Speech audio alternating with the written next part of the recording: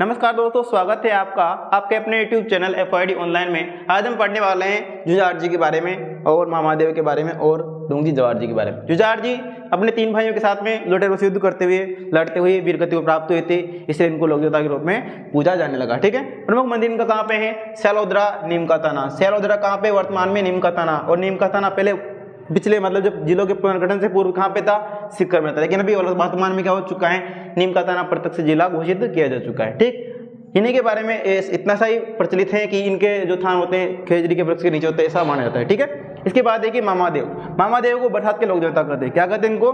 बरसात के लोक देवता भी कहते हैं। इन्हें प्रसन्न करने के लिए भैंस की बलि देते हैं लोग। इनको प्रसन्न करने के लिए, मामादेव को प्रसन्न करने के लिए क्या करते हैं? भैंस की बलि देते हैं। ठीक, राजस्थान के एकमात्र लोक देवता हैं जिनकी मूर्ति न होकर लकड़ी का तोरण होता है। इनकी मूर्ति नहीं है। किनकी मूर्ति नहीं है ऐसा पूछा सकता है प्रश्न की, ऐसे कौन से लोक देवता हैं जिनकी मूर्ति नहीं है? तो आप बताएंगे मामादेव। मामादेव ऐसे लोक देवता हैं जिनकी मूर्ति की पूजा न होकर एक लकड़ी का तोरण बना लेते हैं, उसकी पूजा की जाती है। प्रमुख मंदिर कहाँ पे है? सैलोदरा, नीम का थाना। मेला लगता है इनका रामनवमी के दिन, और इनका भी जुझार जी का मेला भी कब लगता है? रामनवमी के दिन ही मेला लगता है। ठीक है, मेला भरता है। डोंगजी जवाहर जी के बारे में पढ़ लेते हैं।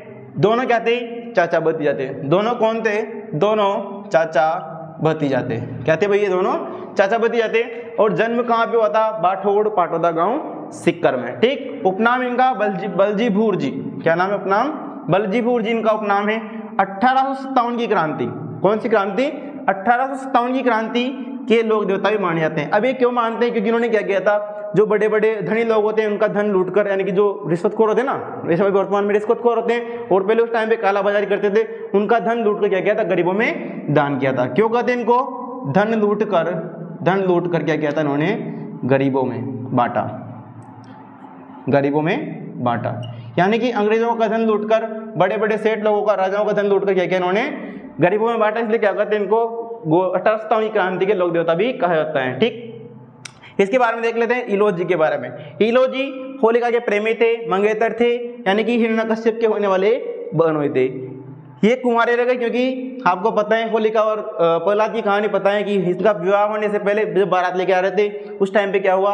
होलिका जब प्रहलाद को लेकर अग्नि में बैठ जाती है, उस टाइम पे खुद होलिका जलकर भस्म हो गई और प्रहलाद जीवित रह गया। ठीक है, तो ऐसी कहानी के बारे में कही जाती है कि ये उस टाइम पे जब बारात लेकर आए थे, तो उस टाइम पे क्या हुआ कि ये बाड़मेर तक पहुंचे थे और बाड़मेर तक इनको पता लगा कि ऐसे होलिका जलकर भस्म हो चुकी है।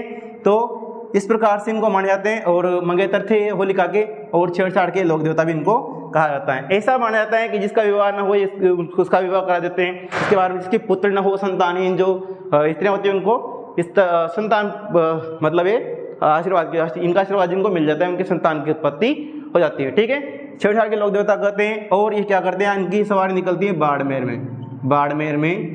बाड़मेर में इनकी बारात क्या निकलती है, यानी कि बाड़मेर तक बारात लेके आ गए थे। वहीं पे क्या हुआ? इनको पता लगा कि भाई क्या हो गया? होलिका जलकर भस्म हो चुकी है। फिर क्या हुआ? उसी दिन जब नाइट में तो जल गई होलिका, उसके दूसरे दिन क्या हुआ? इन्होंने क्या किया था?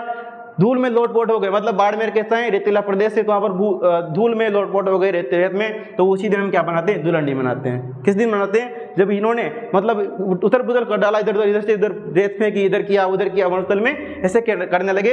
अपन भी इसी प्रकार करते हैं ना कि गुलाल एक दूसरे को लगाते हैं, फेंकते हैं, डालते हैं, इस प्रकार से उसी ये क्या मनाई जाती है? दुलंडी मनाई जाती है। ठीक है, उसके बाद में इनकी सवारी जालोर में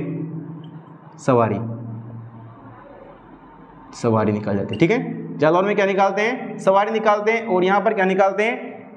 बारात निकालते हैं। कहाँ पे? बाड़मेर में इनकी बारात निकल जाती है। तो ये कौन थे? हिरण्यकश्यप के बहनोई भी होते हैं। ठीक है, तो इनके यानी कि संतानहीन को संतान देते हैं, पुत्रहीन को पुत्र देते हैं, ऐसा माना जाता है। ठीक, इसके बाद में अपन देख लेते हैं कुछ मुख्य लोक देवता जो बच जाते हैं अपने।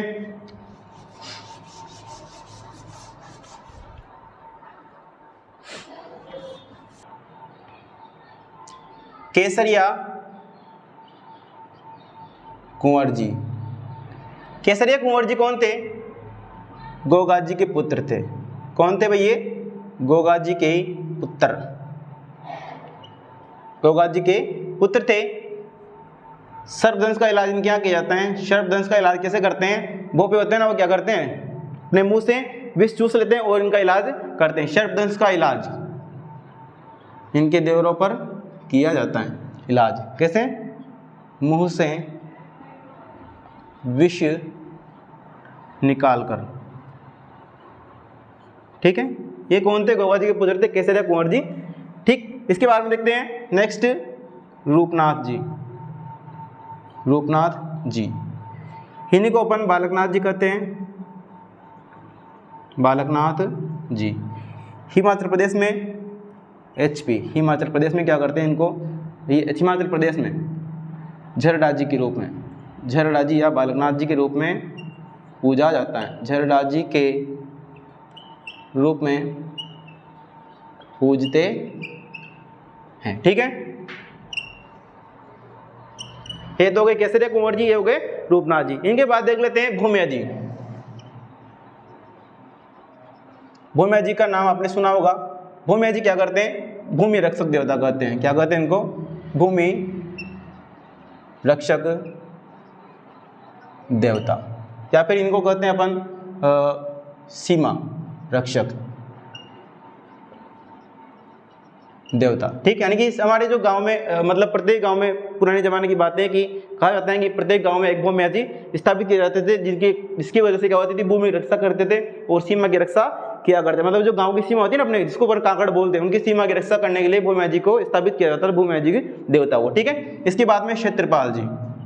क्षेत्रपाल, यही बात है कि जिस प्रकार से भूमिया जी प्रत्येक गांव में होते हैं, उसी प्रकार से क्षेत्रपाल जी भी हर गांव में होते हैं। पुराने जमाने में क्या करते थे?